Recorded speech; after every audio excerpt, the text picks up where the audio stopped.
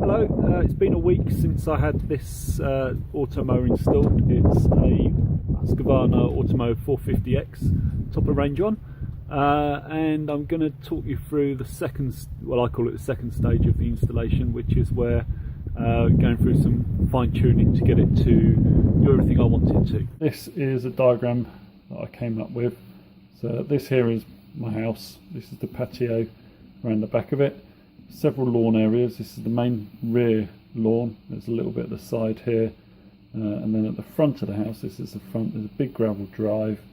Then got a lawn to the front right of the house, a lawn to the front left, and another lawn. These pink lines are guide wires. 1, 2, and 3.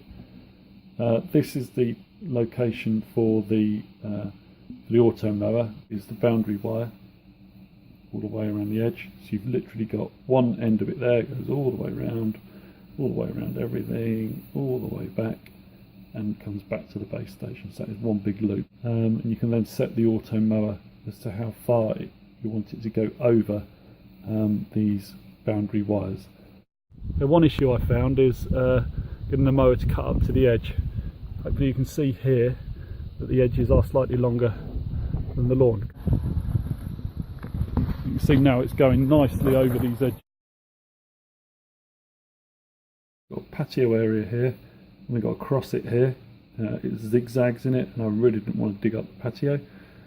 Patio, I've had to use a cutting disc to cut slots through the mortar. I thought that was the neatest way to do it, and then I'll be infilling those slots with fresh mortar. There's a fence across here, which I decided in the end just going to have to remove that fence panel. I may try and put some sort of flap in there. There's also gravel across here. The driveway is okay, and just here there were curbstones either side, which were pretty high, and the automower wouldn't get over, so I've had to knock those curbstones out so there is a pathway the automower can take. And just this path here, which separates these two lawns, that one and that one.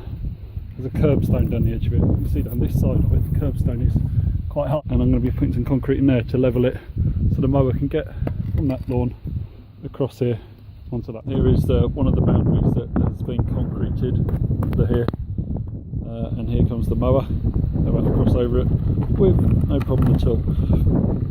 So